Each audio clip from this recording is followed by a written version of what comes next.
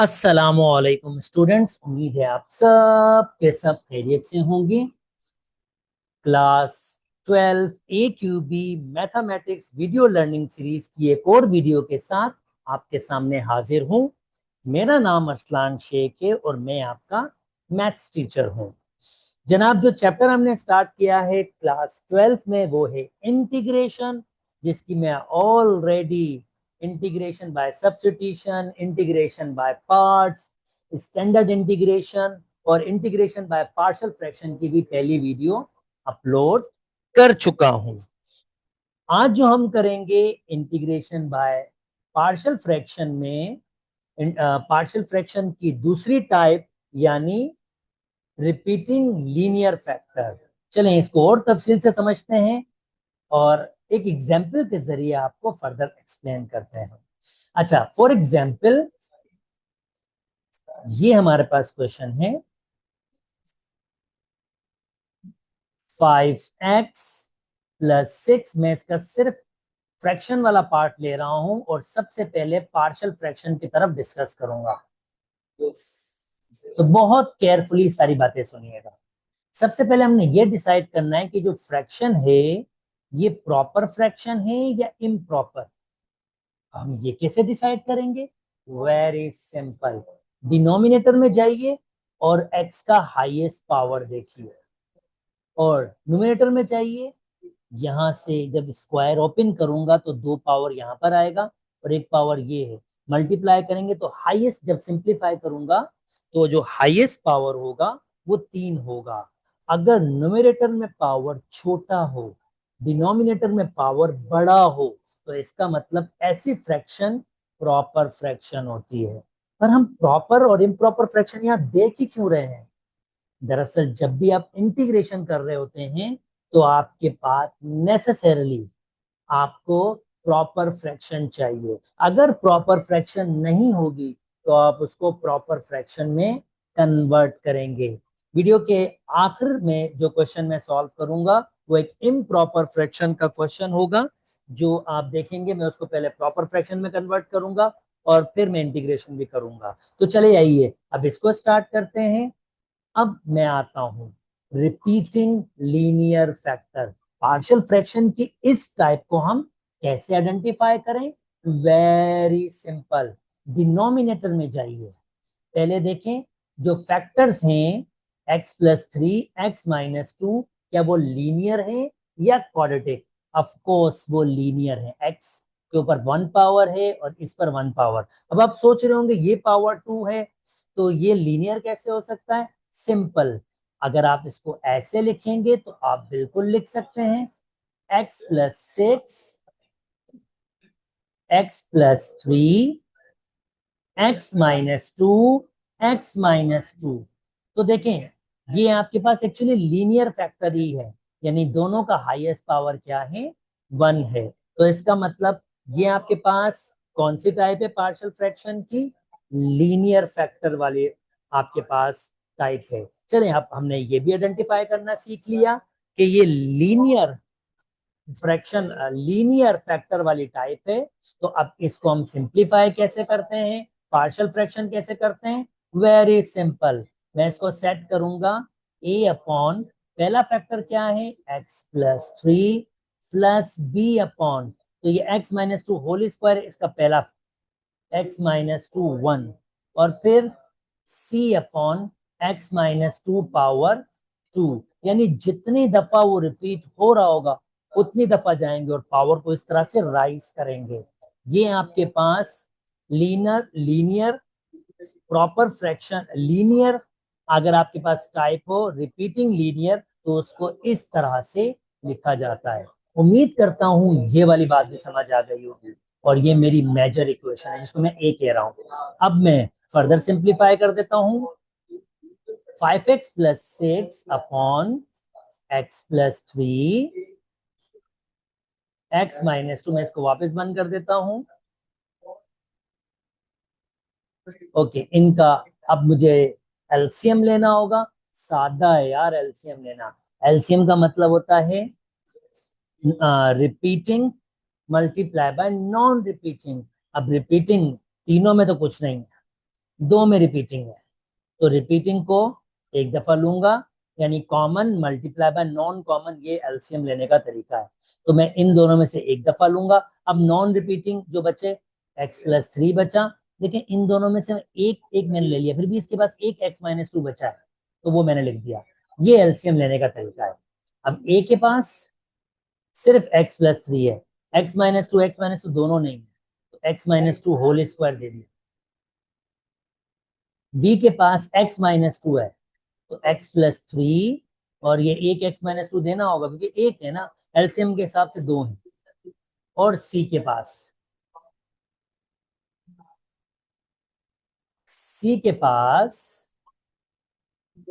x-2 और पूरा है, तो बस x+3 जाएगा, हमेशा कैंसिल आउट हो जाएगा।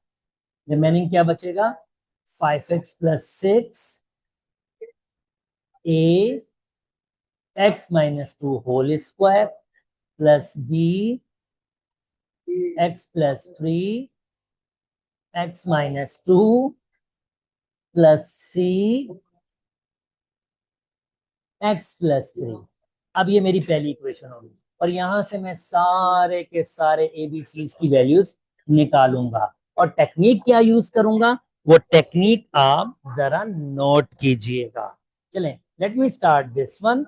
अब देखें, ये आइडेंटिटी है, ये इक्वेशन आइडेंटिटी इक्वेशन है, यानी ये किसी भी एक्स की वैल्यूज के लिए सेटिस्फाई कर सकती है।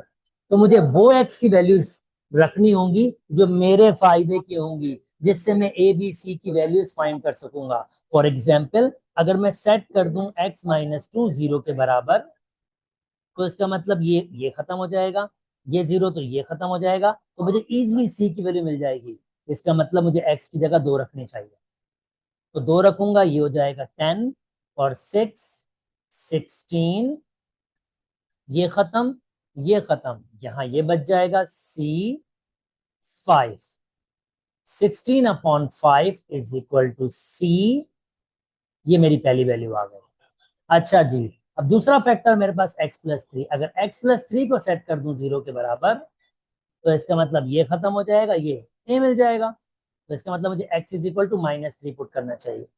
तो माइनस के 15 प्लस 6, तो ये -9 बचेगा। माइनस के 15 प्लस 6 -9, तो जनाब ये खत्म हो जाएगा, ये खत्म हो जाएगा, ये बचेगा a -3 -2 -5 होल स्क्वायर। तो यहां से a की वैल्यू आ रही है -9, 5 का स्क्वायर 25, डिवाइड में चला जाएगा। तो ये मेरे पास a की एक और वैल्यू आ गई। उम्मीद करता हूं दोस्तों ये वाली बात भी आपको समझ आ गई होगी। अब मसला ये है दोस्तों कि मेरे पास कोई और फैक्टर तो है ही नहीं, अब क्या किया जाए। ओके, बुक सजेस्ट करती है कि यार इन सबको मल्टीप्लाई करो, और फिर कोफिशिएंट को कंपेयर करके वैल्यूज फाइंड करो। बहुत लेंथी मेथड है। चलें आपको एक शॉर्टकट की तरफ लेके चलते हैं, और एक शॉर्टकट आपको देते हैं। ये शॉर्टकट मजे का है। अगर आप सेट करें x is equal to 0, a की वैल्यू -9/25, c की वैल्यू 16/5, अगर मैं यहां रख दूं पहली इक्वेशन में, देखें फायदा क्या होगा। x की जगह 0, तो ये 0 हो जाएगा, यहां बचेगा 6 a, x की जगह 0, तो -2 का स्क्वायर +4। और मत भूलिएगा दोस्तों, मेरे पास तो a की वैल्यू भी है। a की वैल्यू क्या है मेरे पास, -9/25। Okay, next, plus B. B की वैल्यू नहीं है मेरे पास, उसी वजह से तो काम कर रहा हूं। 0+3, 0 - 2, तो 3 -2 -6, प्लस 0 3, तो सी की वैल्यू भी है भाई 16/5, 16/5, और ये 3।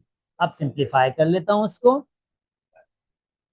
9 4 -36/25, -6b 48/5। -6b को उधर ले आता हूं, ये प्लस का 6 भी हो जाएगा, और बाकी सबको ये 48/5 -36/25 -6, अच्छा, अब मिस्टर कैलकुलेटर भाई साहब से पूछ लेता हूँ कि इसका एलसीएम वेलसीएम क्या होगा। तो चले निकाल लेते हैं मिस्टर कैलकुलेटर भाई साहब से। तो ये हो जाएगा आपके पास 48 अपॉन, थोड़ा इस जगह रख लेता हूँ ताकि आप इसको देख सकें, 48/5 minus 36/25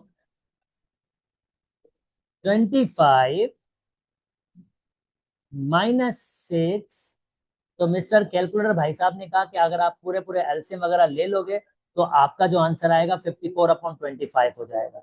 okay, thank you mister calculator साहब, आपकी बहुत बहुत शुक्रिया कि आपने मुझे बता दिया। तो 54/25। ओके, तो ये थोड़ी सी लाइन यहाँ लगा लेता हूँ। 6b बराबर हो जाएगा 54/25। और मेरे ख्याल में 6 का टेबल लगता है 9 दफा, तो बी की वैल्यू आ रही है 9/25। और जनाब तीनों कांस्टेंट्स की वैल्यू निकाल दी है।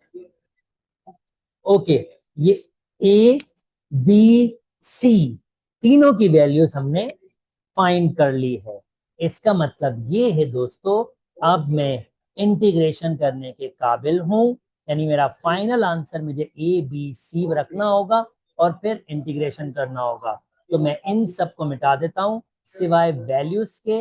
मैं ये वैल्यूज लिख लेता हूं, ए की जगह मुझे वैल्यू लिखनी होगी -9/25। बी की जगह वैल्यू रखनी होगी 9/25। और सी की जगह मुझे रखना होगा 16/25। ओके, अब ये वैल्यूज रख ली हैं, इसका मतलब भाई मेरा पहला स्टेप यानी यानी यानी पार्शियल फ्रैक्शन तो कंप्लीट हो गया। उम्मीद करता हूं ये पार्शियल फ्रैक्शन आपको डिफिकल्ट नहीं लगा हुआ होगा और इजीली आपको समझ आ गया होगा। अब जनाब जो नेक्स्ट हमने करना है वो है इंटीग्रेशन करनी है। और इंटीग्रेशन कैसे की जाती है, चलें उस पर आपको हेल्प आउट करते हैं। इन सबको मिटा देता हूं। इसका मतलब ये है दोस्तों कि इस भाई साहब को ये लिख सकते हैं। तो मैं इसको फर्दर लिख रहा हूं, अगर मैं यहां इंटीग्रेशन करूंगा तो इन पूरे पे भी इंटीग्रेशन हो। तो इसका मतलब मैं इस वाले पार्ट को ले रहा हूं जो मुझे सॉल्व करना है, -9 इंटीग्रेशन से बाहर ले जाता हूं। इन सबको इंडिविजुअल इंटीग्रेशन दे रहा हूं क्योंकि इंटीग्रेशन दे सकते हैं इंडिविजुअल। कॉन्स्टेंट्स को बाहर लेके जा रहा हूं, तो यहाँ बचेगा 1/x+3, क्योंकि मैं ये पूरे कांस्टेंट को इंटीग्रेशन से बाहर ले गया हूँ। इसको भी इंटीग्रेशन दे दिए। 9/25 इसको भी बाहर ले जाता हूँ, यहाँ भी 1/x-2 बच गया, इसकी इंटीग्रेशन। और 16/25 को भी बाहर ले जाता हूँ और x-2 है, इस भाई साहब को जो है ना ऊपर ले आता हूँ और पावर नेगेटिव कर देता हूँ। ओके, पिछली बार ऑलरेडी इंटीग्रेशन बता चुका हूँ। नीचे फंक्शन हो, हाईएस्ट पावर 1 हो और x+1 का डेरिवेटिव यानी 1 ऊपर मौजूद हो तो ln लगा लीजिए। x+3 now 9/25। अगेन ऊपर फंक्शन डेरिवेटिव ln x-2 16/25। और यहाँ पर ऐसा नहीं है, यहाँ पर सिंपल पावर लॉ यूज होगा। हम कैसे करेंगे, पावर में एक ऐड करेंगे, नीचे भी वही लिखेंगे और इससे मल्टीप्लाई करेंगे अंदर का डेरिवेटिव, x का डेरिवेटिव 1, तो ये मल्टीप्लाई, ये इसकी इंटीग्रेशन होती है। सी फाइनल स्टेप, जस्ट सिंप्लीफाई कर दें, just simplify ln x+3 + 9/25 ln x-2 + 16/25। और ये हो जाएगा, इसको भी नीचे ले आता हूँ, x-1 पावर बचेगा तो ये 1 हो जाएगा और रिमेनिंग बचेगा -2 + 1 -1, तो ये साइन चेंज हो जाएगा। क्योंकि माइनस यहाँ आएगा साइन चेंज प्लस सी। और इस तरह से दोस्तों हम इसकी इंटीग्रेशन करेंगे। तरीका कौन सा था? तरीका था रिपीटिंग लीनियर फैक्टर, और फिर मैंने उसकी पार्शियल फ्रैक्शन करके दिखाई, और उसके बाद मैंने उसकी इंटीग्रेशन भी करके दिखाई। तो उम्मीद करता हूं दोस्तों अब आप ये क्वेश्चन खुद से कर पाएंगे। और अगर ऐसा कोई और क्वेश्चन होगा जैसे कि मैं आगे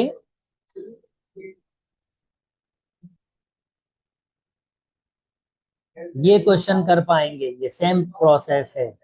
और यानी ये दो क्वेश्चन भी आप इजीली कर पाएंगे। तो ये -5 से मल्टीप्लाई कर लेता हूं, तो ये -5 एक्स स्क्वायर हो जाएगा, -25x, और चलें देखते हैं, मल्टीप्लाई कर लेते हैं। तो ये आपके पास 14 मल्टीप्लाई बाय 5, तो आंसर आ जाएगा 70। तो ये आपके पास हो जाएगा 70, माइनस माइनस प्लस के, साइन चेंज कर देते हैं, ये प्लस का हो जाएगा, ये प्लस का हो जाएगा, ये माइनस का कैंसिल आउट हो जाएगा। तो 25 और 17, चलें जी इसको भी ऐड अप कर लेते हैं। 25 प्लस 17, आंसर आएगा 42। तो हो जाएगा 42x, और एक कम कर लेंगे तो ये 69 हो जाएगा। और आप देख सकते हैं ये फर्दर डिवाइड नहीं हो सकता, तो मैंने इसको किस में कन्वर्ट कर लिया है? मैंने इसको कन्वर्ट कर लिया है प्रॉपर फ्रैक्शन में। अब लिखेंगे कैसे? लिखने का अंदाज ध्यान में रखिएगा। ये भाई साहब सबसे पहले आएगा x-5 प्लस ये भाई साहब इधर आएगा 42x-69 डिवाइडेड बाय ये भाई साहब डिवाइड में आएगा एक्स स्क्वायर प्लस के 5x-14। ओके, अब देखें ये प्रॉपरली, ये जो फ्रैक्शन है अब आपके पास प्रॉपर फ्रैक्शन में कन्वर्ट हो गया। हाईएस्ट पावर 1 यहाँ पर 2 है। अब मुझे इसकी फर्दर पार्शियल फ्रैक्शन करनी है, तो मैं इसको नाम दे दूंगा ए, और मैं इसको उठाऊंगा खाली इस वाले फ्रैक्शन पार्ट को, और इसकी पार्शियल फ्रैक्शन करूंगा। ऑफ कोर्स इसकी तो हो नहीं सकती, तो ये एक्स स्क्वायर मिल्टन ब्रेकिंग आपके पास हो सकती है। तो जनाब इसको लिख दूंगा 7x -2x-14, further 42x-69, x common, x plus 7, -2 common, x plus 7, 42x-69, तो x प्लस 7 फर्दर कॉमन होगा, और x-2। तो आप देख सकते हैं ये जो टाइप आपके पास है नॉन रिपीटिंग लीनियर फैक्टर की है। तो चलें जी इस पे वर्क कर लेते हैं। इसको कैसे लिखा जाता है? लिखा जा सकता है a upon x plus 7 plus b upon x-2, यानी इस वाले पोर्शन को 42x-69 x plus 7 x-2, LCM ले लूंगा, कुछ भी कॉमन नहीं है, दोनों की मल्टीप्लीकेशन ही उसका एलसीएम होगा, यानी कॉमन फैक्टर 1 होगा, नॉन कॉमन फैक्टर मल्टीप्लाई